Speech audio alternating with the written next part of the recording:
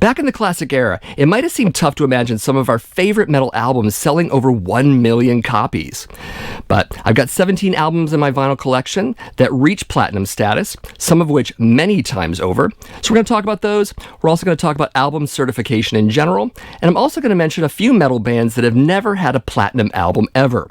And I think at least one or two of these names are going to shock you. So all of that coming up.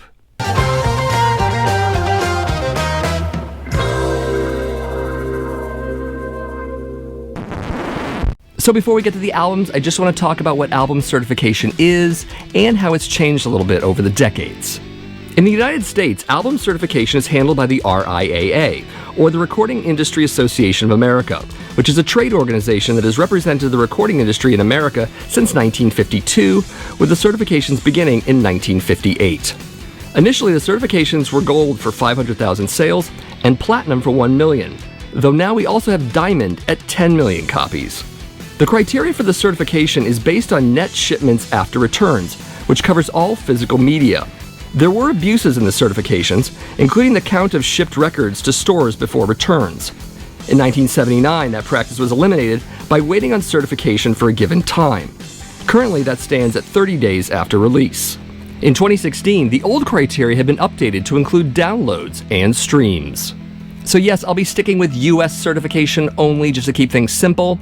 Also, with bands that have multiple platinum albums, I'm going to go with the one in my collection that's certified the highest. And also I'm going to go from least platinum to most platinum, because that's more fun. And although we're not going to talk about Kiss otherwise in this video, I did want to mention Double Platinum. This is a compilation of their greatest hits. Came out in 1978. Interestingly enough, Double Platinum never went double platinum. It did go single platinum though, so there's that. So with that, let's talk platinum. And since this is a rather number-intensive video, I've got to rely on notes, so that's what this is. Let's start with Typo Negative. This is their second album entitled Bloody Kisses. It went 1x platinum in December of 2000. It was the only album of theirs to go platinum. They had a follow-up album called October Rust. That went gold, but that's it for certifications. A couple hits off this album. There was Christian Woman as well as Black Number 1. Pretty cool album. Typo Negative came out of the ashes of Carnivore, featuring Peter Steele on bass and vocals. Carnivore was more crossover. This is more sort of gothic rock, but also gets industrial at times. A very metal album, kind of doomy in parts. Pretty cool stuff. If you've never heard of Typo Negative, you should definitely check them out. Not sure why you haven't heard of them, though. Also going 1x platinum is this little number. This is Megadeth with their second album entitled Peace Sells But Who's Buying? 1x platinum, not bad. I would have expected a little bit more out of this record. There were the next 4 albums. They also went platinum, though Countdown to Extinction sold the best at 2x platinum. This one was certified in November of 1992. And of course, they had a couple hits off of it. Wake Up Dead and Peace Sells were the big ones. So yeah, great album. It's Megadeth. You know who they are. Next up in the 1x category is Dokken. This is Tooth and Nail. This is their second album. Reached platinum status in March of 1989. And the next 2 albums for Dokken also reached platinum status. Not too surprised. It was a pretty big album. It had some hits on it. Definitely Just Got Lucky, Alone Again, and Into the Fire were the big ones. So yeah, there you go. Dokken. Also going 1x platinum is this record. This is Dio with Holy Diver. This is his debut album. It went platinum in March of 1989. The next album also went platinum. That was The Last in Line, of course. Couple hits off this album. Obviously, the title track, Holy Diver, as well as Rainbow in the Dark. Great little album. Dio, of course, was getting out of Black Sabbath before this, and he had this amazing solo career that everyone knows about. So there you go, Dio. Also going 1x platinum status is this album. This is Iron Maiden with The Number of the Beast. Amazing record, probably one of my favorite Maiden albums. It has a couple hits on it, definitely the title track as well as Run to the Hills. My favorite song from this band, Hallowed Be Thy Name, is the album closer. Amazing album. It went platinum in October of 1986. Also, the next 3 Iron Maiden albums went platinum too, so they got a few of them under their belts. Definitely, Iron Maiden, amazing band. Jumping up to 2X Platinum status, we have this album. This is Pantera with Vulgar Display of Power. 2X makes some sense. It was a pretty big album. It had hits such as Mouth for War and Walk on it. Everything from Cowboys from Hell to The Great Southern Trendkill went platinum, but this one sold the best, obviously. It went platinum in November of 1997 and 2X in July of 2004. Not a huge Pantera fan. I like this album. I like Cowboys from Hell and pretty much nothing else, but this album did incredibly well. 2X Platinum doesn't amaze me at all. It probably could have gone a little higher in my estimation, but there you go. Pantera. Also reaching 2X Platinum status is one of my favorite Judas Priest albums. This is Screaming for Vengeance. This album went highest, although British Steel, Defenders of the Faith, and Turbo also hit platinum status, but not 2X. This is the big one right here. It went platinum in April of 1983, and it went 2X in October of 2001. Amazing album, of course. You've Got Another Thing Coming is the big hit off this album. It probably sold this record quite well. Great album. Fantastic. Love the artwork even.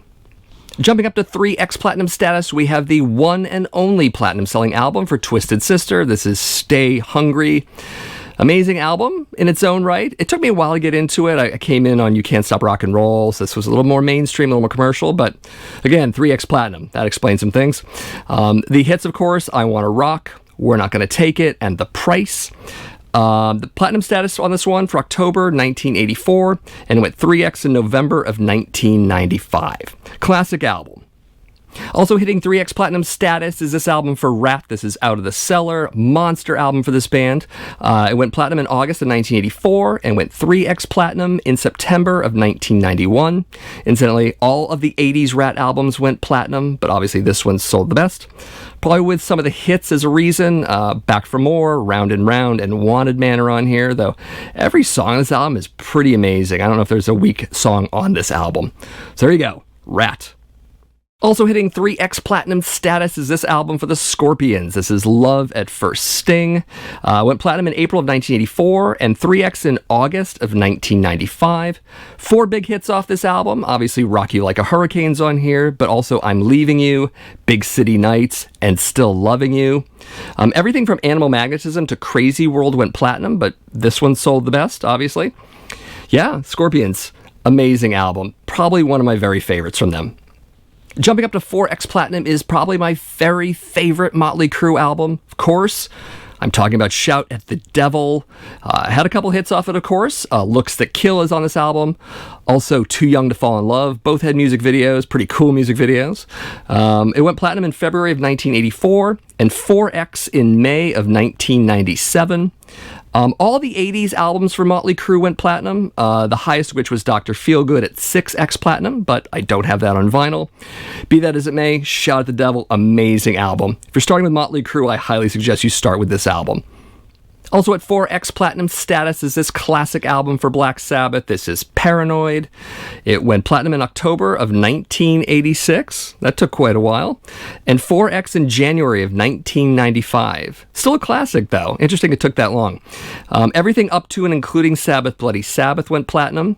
And then not again until Heaven and Hell did they get another platinum album. And then none after that. Yeah, amazing stuff. Paranoid. Not my favorite Black Sabbath album. I tend to prefer Master Reality. I like Sabotage. I like both those albums quite a bit more, but still a classic. Still some good stuff on here. Obviously, the hits are War Pigs and Paranoid and Iron Man and Fairies Wear Boots. Jumping up to 5X Platinum status, and I guess if we're going to talk about Black Sabbath, we should talk about Ozzy. This is Blizzard of Oz. This is his debut album. Definitely had a couple hits on it. Crazy Train is, of course, the big one. Also, Mr. Crowley's on here. It went platinum in June of 1982 and 5X in February of 2019. All of the Ozzy albums from the beginning up into Down to Earth all went platinum, but this one did the best, obviously. Ozzy Osbourne. Blizzard of Oz. Moving up to 6X Platinum status, we have Quiet Riot with Metal Health. Pretty amazing album. It was one of the albums that really got me into metal. Of course, if you watch my Metal Origins video, I mentioned this album quite a bit. There were a couple hits, of course. There was Metal Health, Bang Your Head, and Come On Feel the Noise. The album went platinum in October of 1983 and 6x platinum status in May of 1995. Of course, they would only have one other platinum album that would be Condition Critical, which is the album after this, but it only went 1x platinum. They really could never get the glory from this album on subsequent releases, but still a great album, still a classic. Jumping up to 10x platinum, and I'm a little surprised this album went this high, even though it's probably my second favorite album from the band. This is Def Leppard with Pyromania. Pretty cool album, had a number of hits: Photograph, Foolin', Rock of Ages. Went platinum in April of 1983 and 10x in July of 2004. Everything up to and including Adrenalize went platinum, though this album didn't do the best. Obviously, that's Hysteria, which sold at 12x platinum. I can't stand Hysteria, so I'll stick with this one. But yeah, Def Leppard, probably one of the greatest moments. Pyromania. Jumping up to 16x platinum status, perhaps you can already figure which album I'm going to talk about because this one was pretty big. Of course, I'm talking about Metallica with their self-titled album, also known as the Black Album. The Black Album, of course, had a number of hits, I think 5 by my estimation. Enter Sandman, Sad But True, The Unforgiven, Wherever I May Roam, Nothing Else Matters. The album was basically half hits. It became platinum on October of 1991 and hit 16x in December of 2012. Every single Metallica album up to this point of this recording has gone platinum, though clearly this one sold the best. Classic album. It's a pretty divisive album. Some people like it, some people hate it. I've grown to like it a bit more than I did, so there it is. Metallica with Metallica. And moving on to a whopping 25x platinum status. There's only one album I could possibly be talking about. It's one of the greatest selling albums in music history. I also happen to have it here. Of course, I'm talking about AC/DC. This is Back in Black. It went platinum in October of 1980. It went 25x in December of 2019. Lots of hits on this album. Hell's Bells is here. Of course, the title track, You Shook Me All Night Long. Shoot the Thrill. Had to look. A lot of other songs. It's a great album start to finish. Every U.S. released AC/DC album up to and including Black Ice has gone platinum, but Back in Black obviously eclipses all of those heavily. Classic album, probably one of my early albums again. You should probably watch the Metal Origins video now that I've mentioned it at least twice. I'll link it in the end of this episode, so definitely check that out. But also check out AC/DC, because this is a great album. Deserves the hype. And those are the platinum-selling albums in my vinyl collection. Of course, I didn't talk about a bunch of other albums that went platinum, because I don't have them in my vinyl collection, obviously. But maybe you do, and if you do, you should definitely talk about those in the comments below. Let's chat about some platinum albums, while we're on the subject, right? And since I mentioned in the intro that I had a few bands in my collection that never had a platinum album, I want to talk about those, 3 of those to be precise, and why their lack of sales are not only perplexing, but pretty criminal. Let's start with Wasp. This is their 1984 self-titled debut album. Great tracks, I Wanna Be Somebody, and Tormentor, great song, and Love Machine. I don't know why this album only hit gold. It should have gone platinum. They have one other gold album. It's the following album, The Last Command, but then that's it for certified Wasp albums. And granted, some of the stuff much later on, maybe not as good, but this album is a heavy metal classic. It should have done a lot better than it did. So, there it is, Wasp. Of course, for bands that never went platinum, we have to talk about Motorhead. It amazes me. Even this album, Ace of Spades, which was the most classic album, it only sold 100,000 copies, roughly. Never charted in the US, never even went gold. Amazing. Motorhead, you know, right? And probably one of the most criminally undersold metal bands in history has to be Slayer. Notably this album, this is Rain and Blood, 1986. It is a classic. It has Angel of Death. It's got Reborn. It's got Postmortem. It's got Raining Blood. I mean, the whole album, all, 28 minutes of it. Great album. Just don't get it.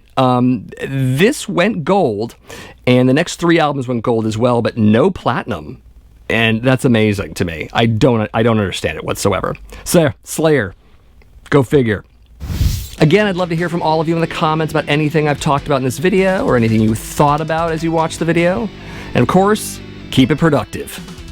Now, of course, album sales are not always the best gauge of a great album. I mean, we listen to heavy metal. It isn't always in the popular spotlight. It had been for a little while and not so much later. I don't think dollars are a really great way of measuring a great metal album. I mean, most of what that means is that the mainstream has entered the picture and they've lifted the album up in sales. But for us, there are tons of great metal albums that never will sell even gold. And that's okay, they're still great albums. But you know what? It's still fun to look at the numbers, even if they aren't the most important thing ever. But if you are wanting to look up album certifications, they are available at the official RIAA website. That's at RIAA.com. That's where I got my numbers from. Of course, if you enjoyed this video and you got something out of it, definitely give me a like. Also share it with your friends. And maybe subscribe to the channel if you haven't already done so. This is the Accusation Network. I do metal vinyl collecting videos once or twice a week, always on Mondays, occasionally on Thursdays. You know how that goes. Anyways, check out the playlist. I do a lot of other kinds of videos besides this particular type. Obviously, I do vinyl hauls and classic album reviews and record store visits and all sorts of stuff. Definitely check out those playlists. So thanks for watching, and ever forward.